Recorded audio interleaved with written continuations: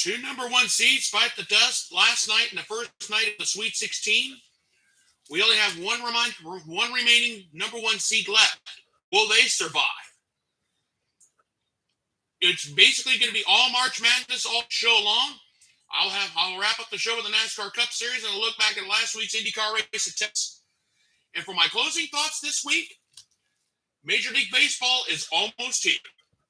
I'll give you my final take, and I'll be making a special announcement at the end of the show. And we will start today's show right after this.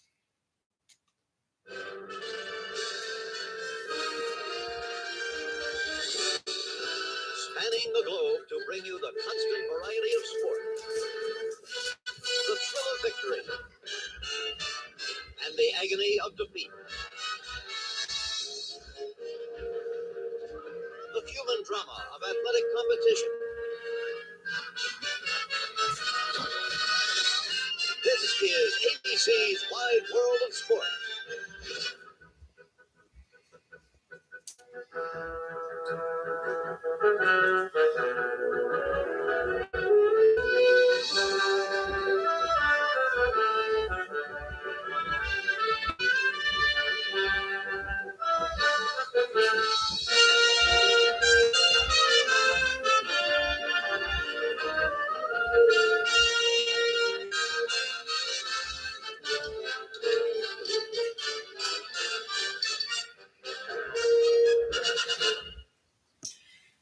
And a wonderful Friday to all of you. Hold on. I just wanted to tell people. There we go. Sorry about that.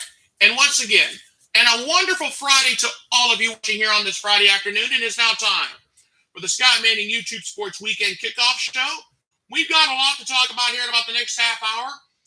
I got 4 games last night from March Madness that I'm going to talk about, and I'm going to get you ready for tonight's action. And I'm also going to get you ready for the NASCAR Cup Series this weekend, and it's going to be a lot of fun. And the NASCAR Cup Series is at the Circuit of Americas. I'll give you my choice for the race, and one team is in a lot of trouble with NASCAR. I'll address that later in the show. But let's get started. Last night, stop the presses, everybody. Number 4 seeded Arkansas beat a number 1 seed Gonzaga 74-68 in the West Regional, in the West Regional semifinals. Arkansas, for Arkansas, J.D. Nody, 21 points, 6 rebounds, 6 assists, 3 steals, 2 blocks. Jalen Williams, I love saying this, my bad. 15 points, 12 rebounds, 3 assists, 1 block. Trey Wade even saw some action last night. 15 points, 7 rebounds, 1 assist, 1 steal, 1 block. For Gonzaga, Drew Time, 25 points, 7 rebounds, 3 assists. Julian Strother, 12 points, 3 rebounds. That was it. And Chet Holmgren, no relation to Mike Holmgren, former Packers coach, 11 points, 14 rebounds, 1 assist, 2 blocks. What a night it was for Arkansas last night. Their first ever win over a number 1 seed in the history of the NCAA tournament. They were 0-10 entering last night, and they got the job done. And this is despite the fact that J.D. Nody, 9 of 29 from the field, 2 of 12 from beyond the arc. He missed 20 shots, and Arkansas still won. It wasn't a pretty win. Arkansas only shot 40.3% from the field. They only shot 28% from beyond the arc. And it only went 60.3% at the free throw line.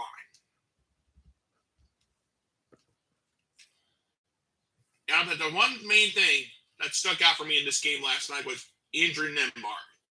He was not a factor. Only 7 points on 2 of 11 shooting. Gonzaga, 15 turnovers. They did out-rebound Arkansas, but barely, 45-2.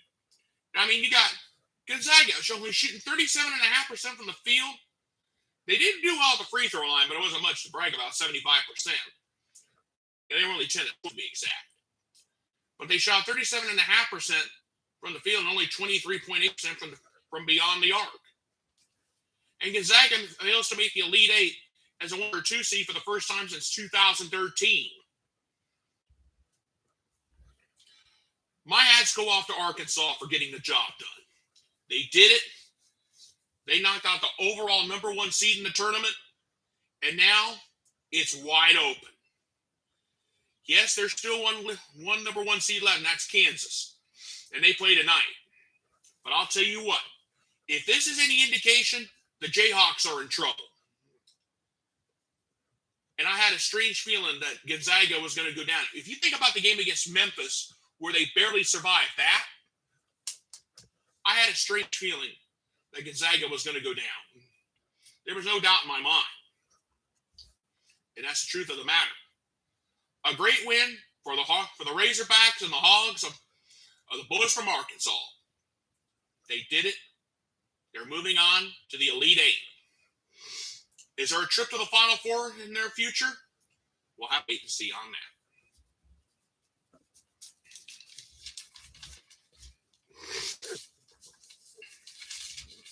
All right, let's move on. Let's move on to the next game. Number two seeded Villanova beat number 11 seeded Michigan 63-55 in the South Regional semifinal last night. Jermaine Samuels, 22.7 rebounds, 1 assist, 2 steals, 2 blocks. Justin Moore, 15 points, 4 rebounds, 4 assists. Colin Gillespie, 1 ninth. 12.6 rebounds, 2 assists, 1 steal.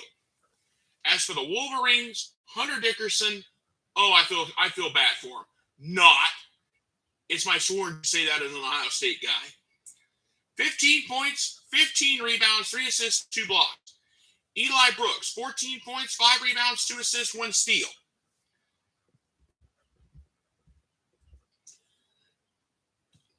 My hats go off to Villanova. They now have 19 tournament wins, and they are tied with Gonzaga for the most all-time in Division I. My hats go off to them. Samuels, he was 8 of 13 last night from the field. He was a perfect 5 for 5 at the free throw line last night. That is why Villanova won this game. Now, despite the fact that Villanova only shot 37.3%, it wasn't a pretty game, but they'll take it. But they did super at the free throw line, 83.3%. As for Michigan, they shot the second lowest. They had the second lowest shooting average of their season, only shooting 34.4%. And the Wolverines are 2-11 when they score under 70 points. I still do think Juan Howard should have been suspended for the remainder of the season. I'm talking as in the NCAA tournament for what he did to that Wisconsin assistant head coach. That's just me. But Hunter Dickerson, he was 3 of 4 at the free throw line, but he was 6 of 16 from the field last night. That's just some food for thought. And Michigan only shot 50% from the free throw line. That's another thing that cost. Juwan Howard's future at Michigan is up in the air. He'll probably be back next year, unfortunately, for Ohio State Nation. But I'll be honest with you. Villanova beating Michigan. I'm surprised Michigan made it this far. Everybody had Michigan out of the tournament, including myself. I had them out. But for them to get to the Sweet 16, I'm glad Villanova knocked them out and proved that Michigan cannot beat anybody on a good day. They had a decent run. They did beat Tennessee. They beat Tennessee in the second round of the tournament.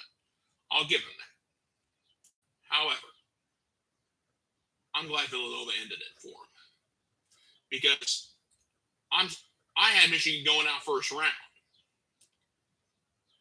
And that's the truth of the matter. I look at everything. Thank you, Villanova. You made my day last night. And that's all I have to say about that. All right. Let's move on.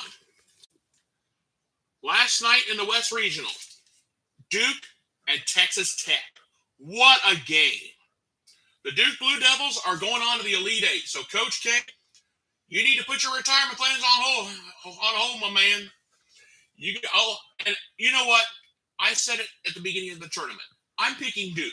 I want to see Coach K go out a winner and end his career with a national championship. That would be sweet. But anyway, I'll address that later. Duke beat Texas Tech last night 78-73. Paolo Banchero, 22 points, 4 rebounds, 4 assists, 3 steals. What a night for him. Mark Williams, 16 points, 8 rebounds, 3 blocks. Jeremy Roach, 15 points, 4 rebounds, 5 assists, 1 steal. Wendell Moore Jr., what a night for him. 12 points, 4 rebounds, 2 assists. A.J. Griffin even got in on the fun last night. 11 points, 7 rebounds, 1 assist, 1 block. 76 of the 78 points were scored by the 5 starters. All but 2 points were scored by the Duke starters last night. That's just some food for thought. As for Texas Tech, Bryson Williams, 21 points, 5 rebounds, 2 assists, 1 block. A good night for him, but not enough. Kevin McCullough, 17 points, 3 rebounds, 1 assist, 1 steal. Adonis Arms, 13 points, 7 rebounds, 7 assists, 2 steals last night. And Kevin Lillamar, 10 points, 10 rebounds. I hate that. 1 assist, 1 block. I hate a double-double in a losing cause. A few things that stuck out to me last night. I want to talk about the 3 big starters, Banchero, Roach, and Williams. Between the 3 of them, they were 20 of 30 from the field last night. Williams, McCullough, and Arms of Texas Tech, a combined 21 of 41. That's just some food for thought on this day. Duke shot almost 52% from the floor. They were 36.8% from beyond the arc, and they shot 88% at the free throw line. Texas Tech last night gave up 49 points in the second half, the most that the Red Raiders gave up all season. They gave it up at the most inopportune time. They only shot 47% from the field. They were only 31.6% from beyond the arc, and they only shot 55% at the free throw line. That is what cost the Red Raiders last night. That is what cost them dearly. A great win last night for the Duke Blue Devils. They're on to Elite Eight, and we don't know who they're going to be facing, but I'll tell you what, it's going to be fun. All right, now let me think here. Duke will probably, I'm not sure. I'll have to get back to you later. But a great win last night for the Duke Blue Devils over the Texas Tech, and they are moving on to the Elite Eight. This is Coach K's 17th trip to the Elite Eight as coach of the Blue Devils. Will they win the national championship? I think their road just got better. I really do. All right. You know, at the start of the show when I said 2 number 1 seeds went down, the other number 1, Arizona, went down last night to defeat as well. Houston beat Arizona last night. Number 5 seeded Houston beat number 1 seeded Arizona 72-60 last night. And a big, big win. For the Houston Cougars, Jamal Sheed, 21 points, 4 rebounds, 6 assists, 2 steals. Kyler Edwards, 19 points, 5 rebounds, 3 assists, 1 steal. Josh Carlton, 10.7 rebounds, 1 steal, 1 block. A big night for the Cougars. As for Arizona, Dalen Terry, 17.6 rebounds, 3 assists, 1 block. Benedict Mathurin, 15.4 rebounds, 3 assists. And Christian Colico, 10 points, 4 rebounds, 2 assists, 2 steals, 2 blocks in the game. Here's some food for thought. If you combine the numbers last night with Sheed, Edwards, and Milton of Houston, they were a combined 16 of 35 from the field. Just some food for thought. And Houston out-rebounded Arizona 37-34 last night in that game. But if you think about Arizona's Terry, Mathurin, and Colico, they were only a combined 12 of 29 from the field. In Arizona, and the Wildcat in Arizona, they never let in the game last night. They were trying to play from behind. Here's some more food for thought. Houston, they shot 46% field. They shot 45% from beyond the arc last night. Now, they weren't good at the free throw line at 68%. But when you're doing well from the field and doing pretty well from beyond the arc, you're going to win a ball game. Arizona, they had nothing last night. They shot 33.3% from the field.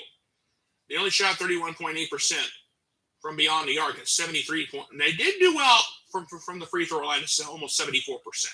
I'll give them that. Arizona never led in this game last night. They were a 1 seed. They should have never been there, to be honest with you. 3 1 seeds are gone. We got Baylor out. Gonzaga, the overall number 1 seed, they're gone. Arizona, they're gone. Kansas is the only number 1 seed left in the NCAA tournament this year. So we've got 4 games to go tonight, and here's a preview of all 4 of them. Tonight at 7 o'clock, we started out with the East region. Number 15 seeded St. Peter's against number 3 Purdue. And this is an East region game. Think about the road that these 2 teams have had to take. St. Peter's, they knocked off number 2 Kentucky. They busted the bracket on the first day of the tournament. But St. Peter's knocked out number 2 Kentucky. And then all of a sudden, lo and behold, they knock out number 7 Murray State of the Ohio Valley Conference. How in the world has St. Peter's been doing it? The slipper has fit for the first 2 rounds. Will it fit for the Sweet 16? That remains to be seen. But as for Purdue, their road has been a very different. They had no problem. Purdue had no problem with 14-seeded Yale out of the Ivy League. Yale's nothing but a bunch of prep school boys. They had a field day with them. They beat number 6 seeded Texas in the second round. That was their road to get to this point. But here's the tale of the tape for this game tonight. Daryl Banks III. He's only been averaging 11.4 points per game and shooting 35.5% from the field. Fasanumi Drain. He only averages 6.9 points per game, people, but he's been averaging 6.6 rebounds per game all season long. Matthew Lee. He's only been averaging 7 points per game, but he's been averaging 3 assists per game. He leads the team in assists in that department. That's what St. Peter's has. But what about Purdue? You know about Jaden Ivey, everybody. 17.6 points per game, 3.1 assists per game, and he's been shooting 46.4% from the field. Zach Edey, 14.5 points per game, along with 7.9 rebounds per game. Give this one, let's spit shine. You normally know, I would say, let's spit shine this and give it to Purdue. But after what St. Peter's done in the first 2 rounds, I'm not sure. You know, WWE Chairman Vince McMahon has an old saying, there is no chance in hell, excuse my language, but I got to say this. There's not a chance that St. Peter's is going to beat Purdue. You got Jaden Ivey, you got Zach Edey, but I'll say this, though, in all fairness. If St. Peter's can contain Zach Edey or Jaden Ivey all night, I mean, not just first half, but all night, St. Peter's has a chance. I'm going to be fair to them. I really shouldn't be, but that's just the way it is. To be very fair to you. So tune in tonight. We're going to have a lot of fun. This is the first game. Will this be a blowout or will it be close all the way? We'll have to wait and see. Now let's move on. We got to talk about Providence and Kansas. This is also a game tonight. This is the Midwest Regional. Number 4 seeded Providence against number 1 Kansas. Look at the road that these two have had to get to this point. Providence, first round, they had no problem against the South Dakota State Jackrabbits. And then they beat the 12 seeded Richmond Spiders in the second round. Kansas, no contest. Texas Southern, and they had to beat 9 seeded Creighton. I'm trying not to say Cragen. Sorry, Dan Flark, but I'm trying to be careful. Now, Kansas beat a 9 seeded Creighton in the second round. This matchup on paper, if you look at everything, this is going to be, to me, this game's a toss-up. I mean, you got Nate Watson. He's been averaging 13.5 points per game all season. He's been shooting 55.5% from the field. But he's got some great support in Noah Horchler. He may only average 9.9 points per game, but Horchler's been averaging 8.5 rebounds per game. That could be key tonight. Jared Bynum, this guy's been averaging 12.6 points per game, but he's also leads the team in assists with 4.1 assists per game. This one's going to be fun tonight. On the other side of the ball, you got Kansas. Ochai Ogbai. I have a hard time pronouncing his name. I do apologize, but I try. Ochai Ogbai. He's been averaging 19.3 points per game. He's shooting 47% from the field. But he's got some good support in Jalen Wilson. He's been averaging 11 points per game and 7.2 rebounds per game. That could be huge tonight. And Dave Harris Jr., he only averages 5.4 points per game, and he's shooting averages 4.3 rebounds per game. A lot of people are picking Kansas because they are a number 1 seed. But I think this game is going to be a little bit closer than what people think. To be honest with you, Providence hasn't got a great basketball team. Out of the Big East regular season champions, Ed Cooley, I hope he's cool under pressure because he's got to face the Jayhawks tonight. Or should I say Chalk Talk Jayhawk. But anyway, this is going to be a fun one, people. This is going to be a great game tonight. I'm looking forward to it. I really am. All right, let's move on to the next one. Number 8 UNC versus number 4 UCLA. I said UNC as in the North Carolina Tar Heels, not to try to cause any confusion. But let's see, and they will be facing UCLA tonight in the East Regional. UNC, look at their road to get here. They beat a 9-seeded Marquette in the first round. And then lo and behold, in the second round, they knock out the defending national champion Baylor. Baylor Bears in the next round. A number 1 seed. They knocked them out, and they did it. But look at UCLA's road to get here.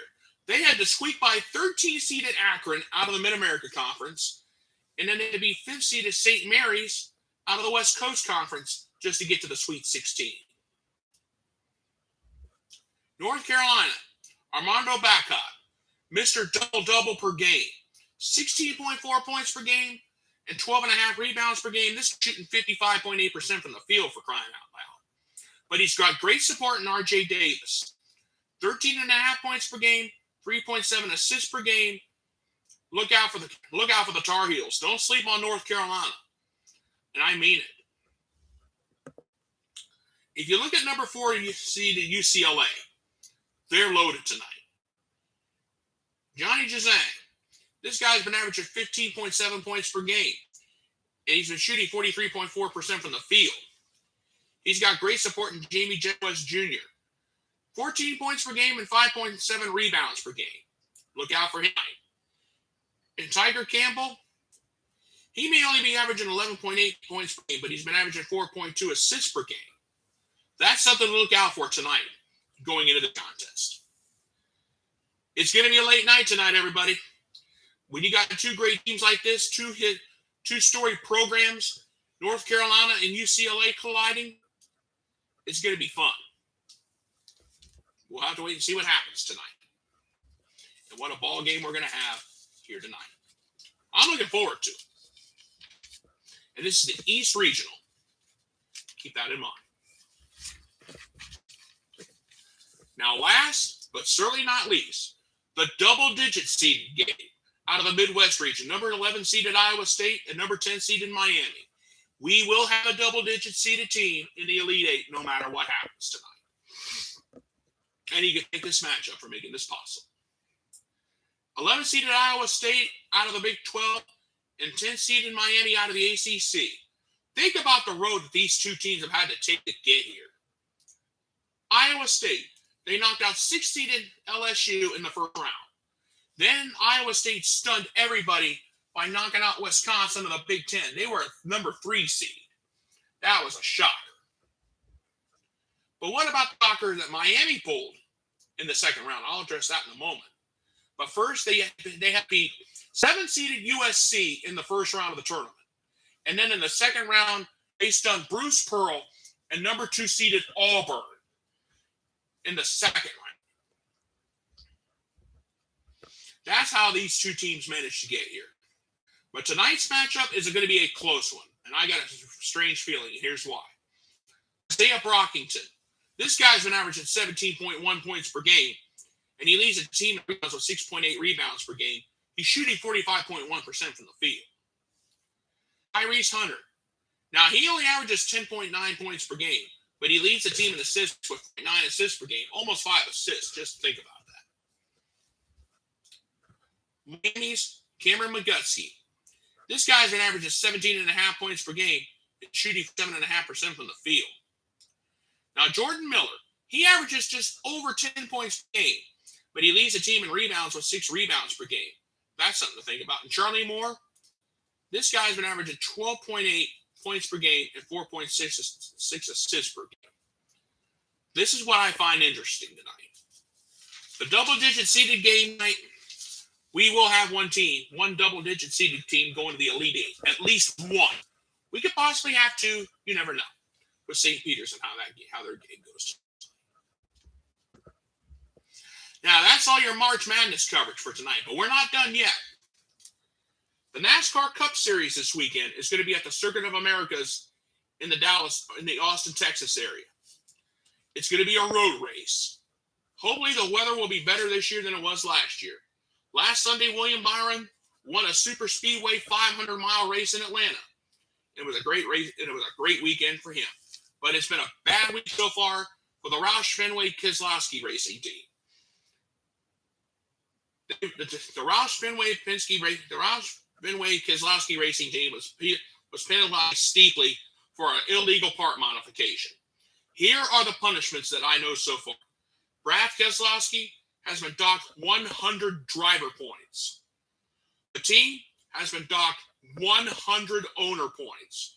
And crew chief Matt McCall was fined $100,000 and suspended for the next 4 races. Now, this is what I call a check. Now, this is a Chad Canals kind of punishment. Remember back when Chad Canals got suspended for a few races for modifying the 48 car when he was at the Hendrick team? When Jimmy Johnson was driving for him? NASCAR busted them big time. It's been a bad week for the Roush Fenway people, and Keselowski has been dropped to 35th in the point standings. He's almost going to have to win a race just to get into the championship chase. That's all there is to it. And this coming Sunday, it's a road race. Is there concern there? Absolutely. I'm not going to lie to you. Will there be rain in the forecast? I'm not sure. I don't have the weather. But I'll tell you what. This is a severe setback for the Roush Fenway Keselowski team. Last Sunday at Texas, we had a great IndyCar race. Joseph Newgarden edged Scott McLaughlin at the line to win the IndyCar race at the Texas Motor Speedway. That was a great race. I enjoyed it. It was something I needed.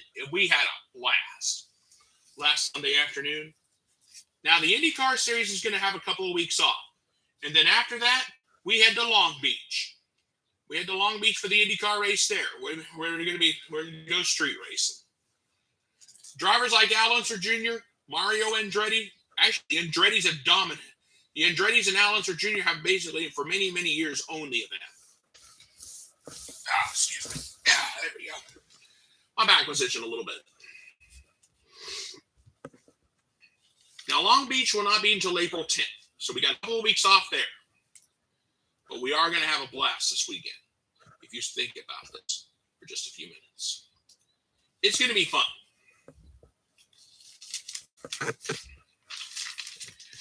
And now, ladies and gentlemen, it is now time for my closing thoughts on this day. Some of you guys were asking me, Scott, where were you last week? Well, what happened was I got invited to go have lunch with an old friend of mine. And I apologize for not being here last week, for not coming on the air and talking to you guys. But I had a friend of mine come in who I haven't seen in a while. He came into town and said, Scott, do you want to go out and have lunch on Friday? And I said, absolutely. We had, and the friend will remain nameless for right now. I had a great time last week. I just wanted to get out of the house and just be me. That's all I wanted to do. So that is my reason why I was not here last week. And I do sincerely apologize for that. That's why I'm back this week. Now, next Friday, I do want to make an announcement. The show will not be, I will be late coming on the air next Friday. Because here's what's going on. I got to go down to the BMV and renew my state ID. So I get to go sit 2 hours at the BMV to get my state ID renewed. So I will be coming on the air next Friday at 5 o'clock. I know it's a later show, but I got to get up early in the morning on Friday and go do that. Oh, I don't even want to think about it. I really don't. But anyway, I shouldn't sound like that. I apologize, but this is something I have to get done. No ifs, ands, or buts. So next Friday, it will be a later show.